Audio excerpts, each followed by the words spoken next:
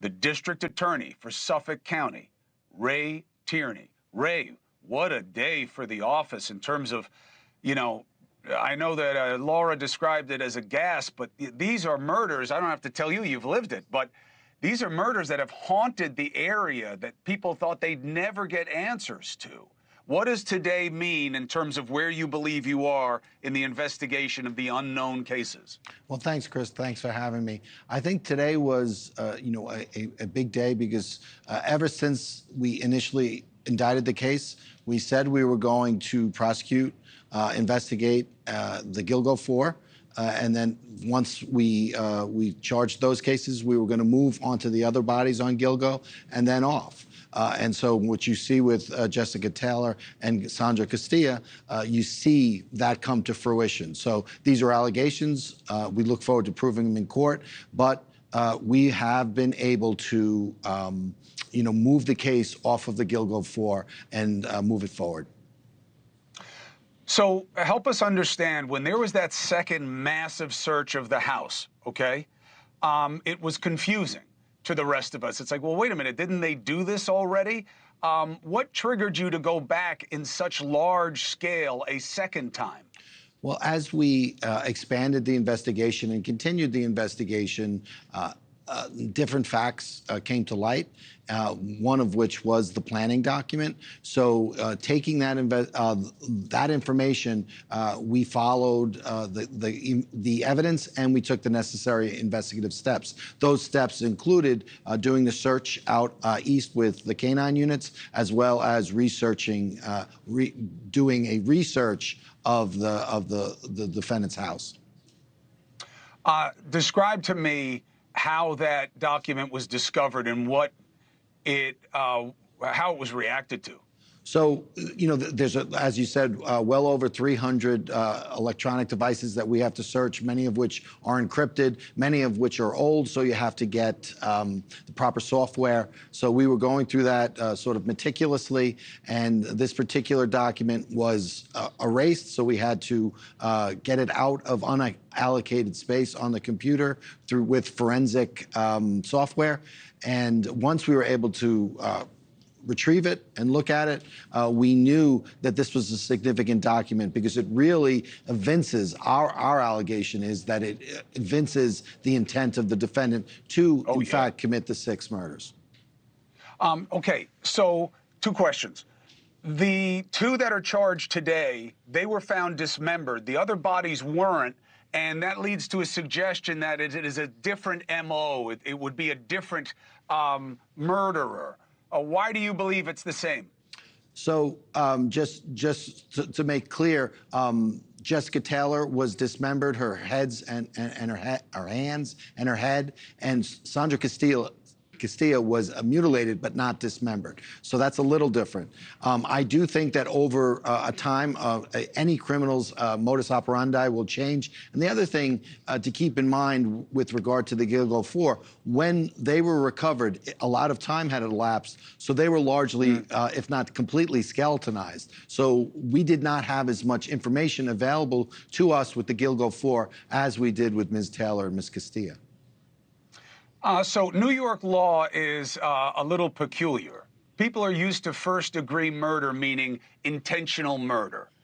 Here it's different. It's almost always public officials, peace officers, firefighters, but then the last provision is basically what people will know as felony murder, wherever they are. And you did charge that with some, but not all. And felony murder would mean that you believe this was part of a kidnapping, a sexual assault, and then he murdered them in furtherance of that crime. Why not with these 2?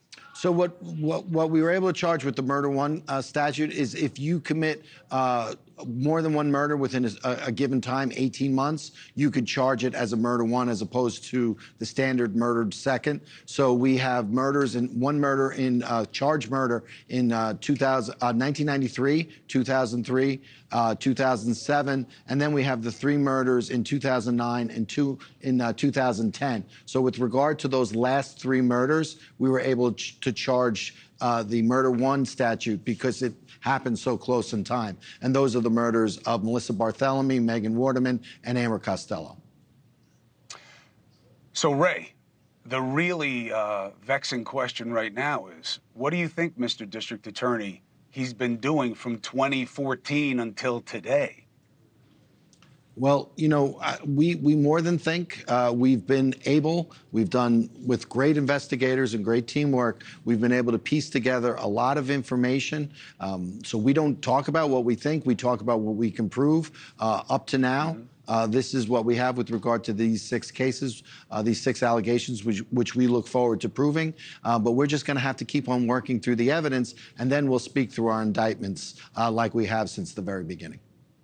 Is there reasonable suspicion or probable cause at this point to believe that it is worth investigating if Rex Heuermann was active as a serial killer beyond these 6 victims, beyond 2014? Oh, there is nothing, we said we were going to expand the investigation, and there's nothing off limits. We're not going to stop. We're going to continue to investigate. We're going to continue to follow the evidence to its conclusion, and we'll let the chips fall where they may. Is Heuermann giving any indication that he might talk? He's represented through counsel, and we operate as we're required to do through his counsel. So again, we'll continue to do our job, and we won't worry about what he's doing. My understanding is that there is no further involvement of the wife at this point in the investigation. Is that true? What has been made clear with regard to all 6 of the charged murders, that during the time of the commission of the murders as well as the disappearance, the family was out of town. So I think there's no evidence that there was any co-conspirators, and certainly it appears from all the evidence thus far that the defendant acted alone. Now, Ray, you have a great reputation, as you know, and the audience should know. I live in your county. But you're a very calm guy. How surprised are you on a personal level that cases that people thought were never going to be figured out are all of a sudden coming to light on your watch? I'm not surprised at all. You're always, as investigators and prosecutors, you're always you're always optimistic. And I think if you bring really talented people together and you work together collaboratively with other agencies and other talented people, good things inevitably happen. So while, when I got into office, I had no idea, I was optimistic and hopeful that we would be able to bring some results. But do you know that there are more open cases out there that he could be linked to, right? There are a lot of open cases, not only in our jurisdiction, but in every jurisdiction. And, I think the way we work this, and everybody, talks about, well, is the Gilgo task force going to look at this murder? We do it through the auspices of these investigators, but we take each murder by itself, and we don't come with any preconceived notions or preconceptions. We just follow the evidence to its logical conclusion, and hopefully we get to the result where we can speak through an indictment. Well, look, the more closure you can provide, the more communities can rest, the more families can finally have some peace with what happened to their loved ones. District Attorney Tierney, thank you very much for making time for us tonight, and we look forward to the rest of the investigation. Thank you very much, sir. Thank you, Chris. All right. Now, we're going to let the DA get back to work. I got to tell you, that's who you want as a district attorney, okay? Yeah, I mean, I live in his county, but no nonsense, no politics, no hype. He just has the job going.